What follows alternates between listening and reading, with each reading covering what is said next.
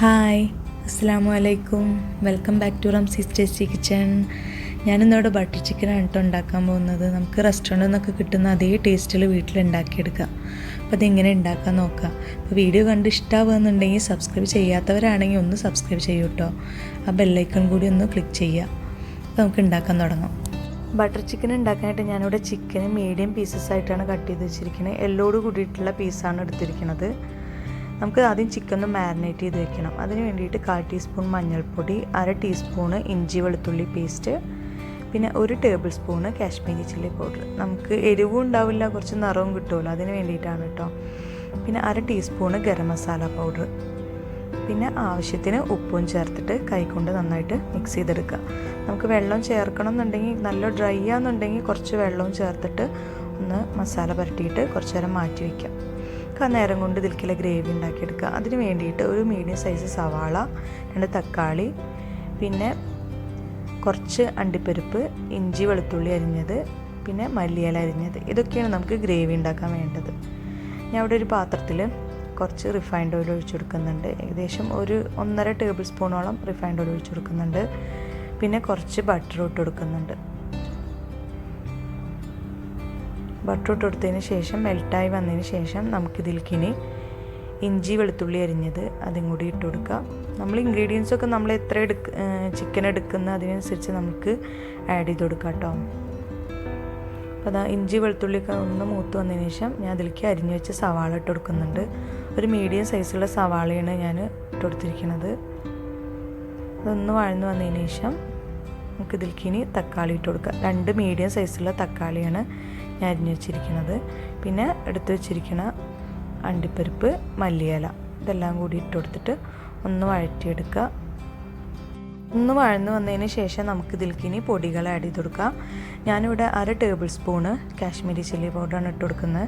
പിന്നെ 1/2 teaspoon garam masala powder ഇട്ട് കൊടുക്കുന്നുണ്ട്. വേറെ പൗഡറുകളൊന്നും നമ്മൾ ഇതിലേക്ക് ആഡ് ചെയ്ത് കൊടുക്കുന്നില്ല. എന്നിട്ട് പിന്നെ പച്ചമണം മാറുന്ന വരെ ഒന്നും വഴറ്റിയെടുക്കുക. പിന്നെ ആവശ്യത്തിന് ഉപ്പും ചേർത്ത് കൊടുക്കുക. പിന്നെ 1 ടേബിൾ സ്പൂണ് പഞ്ചസാരയും കൂടി ഇതിലേക്ക് നമ്മൾ മസ്റ്റായിട്ട് ആഡ് ചെയ്ത് കൊടുക്കണം. ഞാൻ അതിലേക്ക് ഇട്ട് കൊടുത്തിട്ടുണ്ട്, കാണിക്കാൻ മറന്നതാണ് കേട്ടോ. അപ്പോൾ നമുക്കത് മസാല മാറ്റി വയ്ക്കുക, ഒന്ന് ചൂടാറാൻ വേണ്ടിയിട്ട്. നമുക്കിനി ചിക്കൻ ഫ്രൈ ചെയ്തെടുക്കണം. അതിന് വേണ്ടിയിട്ട് കുറച്ച് റിഫൈൻഡ് ഓയിലും പിന്നെ കുറച്ച് ബട്ടറും ഇട്ട് കൊടുത്തിട്ടുണ്ട്. പിന്നെ ചിക്കൻ പീസസ് ഓരോന്നോരോന്നായിട്ട് ഇട്ട് കൊടുക്കുക. ഞാൻ ആ സെയിം പാത്രത്തിലാണ് ചെയ്തെടുത്തിരിക്കുന്നത്. അതിലുള്ള മസാല വേറെ പാത്രത്തിലേക്ക് മാറ്റി വെച്ചിട്ടാണ് കേട്ടോ. അപ്പോൾ അതൊരു സൈഡ് ഏകദേശം ഫ്രൈ ആയി വന്നിട്ടുണ്ട്. ഒന്ന് ഷാലോ ഫ്രൈ ചെയ്തെടുത്താൽ മതി. നമുക്ക് മറ്റേ സൈഡും ഫ്രൈ ആയി വരുമ്പോഴത്തേന് നമുക്ക് നമ്മുടെ മസാല ഒന്ന് തണുത്തിട്ടുണ്ട്. നമുക്കത് മിക്സിയുടെ ജാറിലിട്ടിട്ട് ഒന്ന് അടിച്ചെടുക്കാം. നന്നായിട്ട് ഫൈനായിട്ട് അരച്ചെടുക്കണം. നമുക്കിത് അരച്ചെടുത്തിട്ടുണ്ട്, നന്നായി ഫൈനായിട്ട് അരച്ചെടുത്തിട്ടുണ്ട്. നമുക്ക് വേണമെങ്കിൽ ഇങ്ങനെ ഡയറക്റ്റായി ഒഴിക്കുക, അല്ലെങ്കിൽ അരിച്ചിട്ട് വേണമെങ്കിൽ ഒഴിക്കുക. ഇതിപ്പോൾ അരിക്കാൻ മാത്രം ഒന്നും ഇതിലില്ല, അതാണ് പിന്നെ ഞാൻ അങ്ങനെ ഒഴിച്ചു കൊടുത്ത്. പിന്നെ അതിലേക്ക് കുറച്ച് ജാറിൽ കുറച്ച് വെള്ളം ഒഴിച്ചിട്ട് ഒന്ന് ഇതാക്കിയിട്ട് ഇതിലേക്ക് ഒഴിച്ചു കൊടുത്തിട്ടുണ്ട്. എന്നിട്ട് ആവശ്യത്തിന് ഉപ്പൊക്കെ നോക്കിയിട്ട് നമ്മൾ ഇട്ട് കൊടുക്കുക. ഒരു 5 മിനിറ്റ് അങ്ങനെ കുക്ക് ചെയ്തെടുക്കുക. ഇതിലേക്ക് ഞാൻ കുറച്ച് കസൂരി മെത്തി, 1 ടീസ്പൂണ് കസൂരി മെത്തി കയ്യിലൊന്ന് ഇങ്ങനെ തിരുമ്മിയിട്ട് ഇട്ട് കൊടുക്കുന്നുണ്ട്. ഇതൊരു ഫ്ലേവറിന് വേണ്ടിയിട്ടാണ് ഇതിട്ട് കൊടുക്കുന്നത്. അപ്പോൾ അത് നമ്മളെ ഗ്രേവിയൊക്കെ നല്ല തിളച്ച് വന്നിട്ടുണ്ട്. അതിലേക്ക് ഞാൻ കുറച്ച് കുക്കിംഗ് ക്രീം ഒഴിച്ചു കൊടുക്കുന്നുണ്ട്. 2-3 ടേബിൾ സ്പൂൺ ഒഴിച്ചു കൊടുക്കുക. കുക്കിംഗ് ക്രീം അല്ലാന്നുണ്ടെങ്കിൽ ഫ്രഷ് ക്രീം ആയാലും കുഴപ്പമൊന്നുമില്ല. ഇത് ഒഴിച്ചു കൊടുത്തിട്ട് ഒന്ന് ഇളക്കിയെടുക്കുക. ഇനി അധികം കുക്ക് ചെയ്യേണ്ട ആവശ്യമില്ല. എന്നിട്ട് ഫ്ലെയിം ഓഫ് ചെയ്യുക. നമ്മുടെ ഗ്രേവിയൊക്കെ നല്ല തിക്കായി വന്നിട്ടുണ്ട്. ഇതാണ് നമ്മുടെ ബട്ടർ ചിക്കൻ്റെ കൺസിസ്റ്റൻസി. ഇതിലേക്ക് കുറച്ച് ബട്ടർ ഇട്ട് കൊടുത്ത് അതിൻ്റെ മുകളിൽ മല്ലിയില ഇട്ട് കൊടുത്തിട്ട് ഒന്ന് മൂടി വയ്ക്കുന്നുണ്ട്.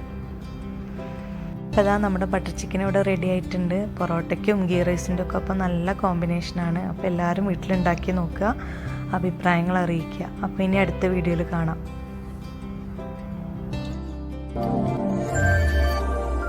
Thank you for watching.